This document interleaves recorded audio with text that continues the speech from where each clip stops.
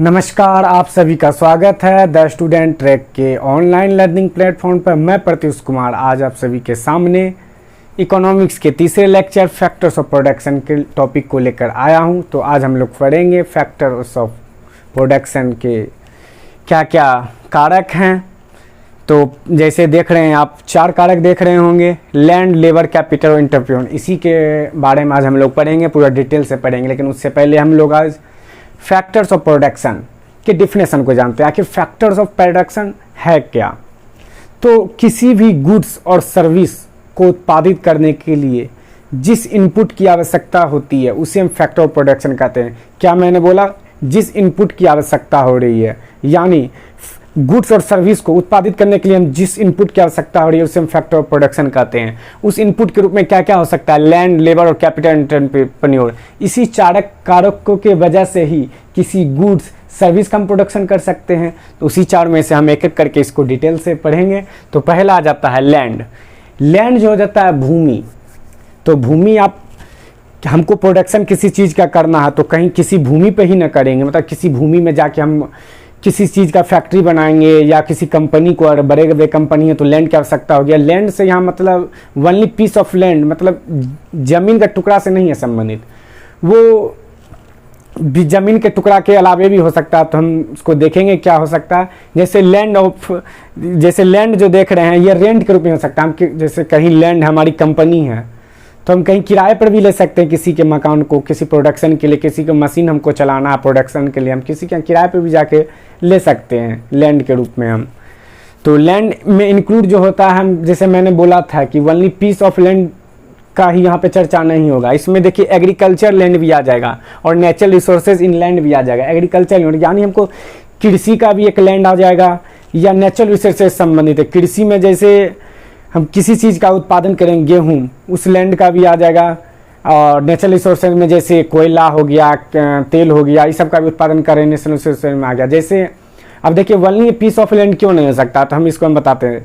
जैसे हम कहीं घूमने गए, जैसे मान के चलिए हम एक हिल स्टेशन शिमला गए तो वहाँ पे मान चलिए हम जिस होटल में ठहरे तो हमको वहाँ से व्यू अच्छा लग रहा है, पहाड़ का हो या झील का हो, व्यू बहुत ही ज़्यादा मान के चलिए अच्छा लग रहा है। तो मतलब टूरिस्ट को वो अट्रैक्ट कर रहा है, टूरिस्ट वहाँ आएंगे क्योंकि होटल से व्यू अच्छा लग रहा है।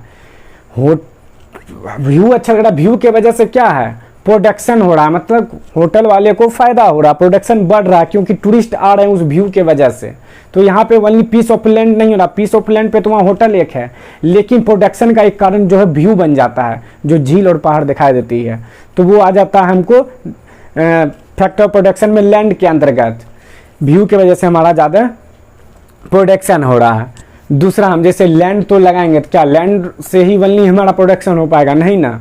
तो उसके लिए हमको किसी लेबर की भी आवश्यकता होगी, श्रमिक भी चाहिए हमको, तभी हम उत्पादित कर सकते हैं। तो लेबर जो होता है वो जो होता है किसी भी रूप में हो सकता है। लेबर से यहाँ मतलब ओनली मजदूर से ही नहीं है। लेबर यहाँ कंस्ट्रक्शन वर्कर के रूप में भी हो सकता है, प्रोग्रामर के रूप में भी हो सकता है, डाटा एनालिस्ट के रूप में भी हो सकता है, क्वालिटी इंस्पेक्टर के भी रूप में हो सकता है, स्वीपर के भी रूप में हो सकता है। झाड़ू लगाने से लेकर मैनेजर तक के काम करने वाला भी लोग वो लेबर के अंतर्गत ही आएगा, क्योंकि वो प्रोडक्शन में वो भाग ले रहा है, प्रोडक्शन में वो कुछ ना कुछ वर्क कर रहा है, तो ये आएगा। तो हम लेबर को तो रख लेंगे, किसी श्रमिक को रखे, प्रोग्रामर को रखे या स्वीपर को रखे, उसके बदले हम उसको क्या करेंगे, वेतन देंगे, यानी वेज उसको हम पे करेंगे, तभी वो काम करेगा। उसके नॉलेज के आधार पे हम, उसके योग्यता के आधार पे, उसके स्किल के आधार पे उस पोस्ट को, लेबर के विभिन्न पोस्टों पे उसको हम रखेंगे। जिसका स्किल ज़्यादा अच्छा होगा उसको प्रोग्रामर बना दिया जाएगा, उससे कम होगा ऑपरेटर बना दिया जाएगा, उससे कम होगा डाटा एनालिस्ट बना दिया जाएगा। तो इस तरह देखेंगे वो हम लेबर के अंतर्गत वाली मजदूरी से ही आप नहीं समझिएगा, जितने भी काम कर रहे हैं प्रोडक्शन में वो सब लेबर के अंतर्गत ही आते हैं। अब जैसे हमने लैंड भी देख लिया, लेबर भी देख लिया, यानी भूमि भी है हमारे पास, श्रमिक भी है हमारे पास। क्या लैंड और श्रमिक यानी लैंड और लेबर मिलने से ही किसी चीज़ का प्रोडक्शन हो सकता है? नहीं ना। उसके लिए हमको कैपिटल चाहिए, यानी हम जैसे लैंड भी ले लिए और लेबर भी ले लिए। अब हम जैसे किसी कंपनी में हमको बिस्कुट बनाना है, उसके लिए हमको क्या चाहिए, मशीन, रॉ मटेरियल चाहिए, आटा चाहिए, तब ना बिस्कुट बनेगा। तो उसी रॉ मटेरियल को खरीदने के लिए, मशीन को खरीदने के लिए हमको क्या उसके बदले में हमको कैपिटल पे करना पड़ता है। यहाँ कैपिटल से संबंधित समझिएगा कि मनी का जो है ना, इकोनॉमिक्स में मनी के जगह कैपिटल का ही प्रयोग होता है, पूंजी इसको कहते हैं। ये कैपिटल जो इंक्लूड होगा उससे हम क्या क्या खरीद सकते हैं, रॉ मटेरियल खरीद सकते हैं, इक्विपमेंट खरीद सकते हैं, पे सैलरी कर सकते हैं एम्प्लॉय को, जो एम्प्लॉय वर्क कर रहे हैं, लेबर जैसे वर्क कर रहे हैं उसको हम पेमेंट कर सकते हैं सर्विस। और क्या है, इंफ्रास्ट्रक्चर बढ़िया होगा, उसमें हमको रुपया चाहिए, किसी मशीन को लगाने के लिए ऑफिस फर्नीचर भी चाहिए। तो इसी सब की जो ज़रूरत होती है उसी में हम जो कैपिटल या मनी जो इन्वेस्ट करते हैं, वही कैपिटल के वजह से हम प्रोडक्शन में, ये भी एक प्रमुख बातें हैं। अब जैसे अब आ जाता है लास्ट में एंटरप्रेन्योर।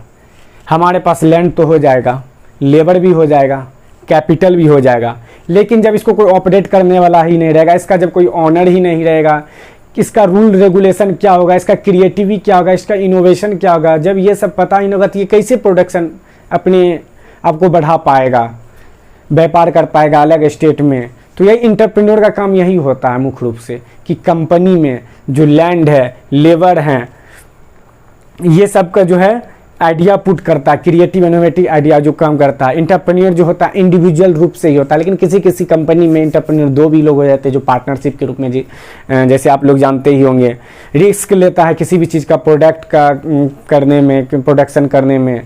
तो एंटरप्रेन्योर जो होता है वो मैक्सिमम प्रॉफिट के उद्देश्य से ही वो करता है, लेकिन कभी कभी क्या होता है, प्रोडक्शन अच्छा नहीं हो पाता है, यानी वो लॉस में चला जाता है। इसलिए नए नए वो बहुत बार ऐसा रिस्क लेना चाहता है कि नए नए हम प्रोडक्ट को तैयार करके उनको हम सेल करें। इसी चक्कर में नए प्रोडक्शन को तैयार करने में वो कभी कभी लॉस में भी चला जाता है।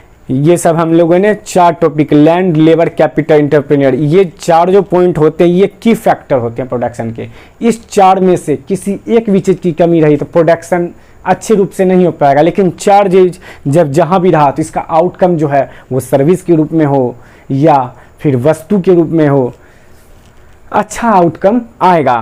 तो हम लोगों ने जो अब देख लिया इसके बारे में, नेक्स्ट वीडियो में हम लोग चर्चा करेंगे कि किसी देश में इकोनॉमी कैसे होती है। किसी देश में जैसे आप लोग जानते होंगे वहाँ की इकोनॉमी पूरा सरकार का नियंत्रण होता है, किसी देश में वहाँ की इकोनॉमी पे बड़े बड़े पूंजीपतियों का, कैपिटलिस्ट का वहाँ नियंत्रण होता है, किसी देश में दोनों का होता है। तो नेक्स्ट वीडियो में ये सबको हम लोग पढ़ेंगे। तो अगर इस वीडियो आपको अच्छी लगी हो या कुछ भी कमी रह गई है तो हमें कमेंट बॉक्स में ज़रूर बताएं। इसके लिए चैनल को लाइक करें एंड चैनल को सब्सक्राइब करें। धन्यवाद।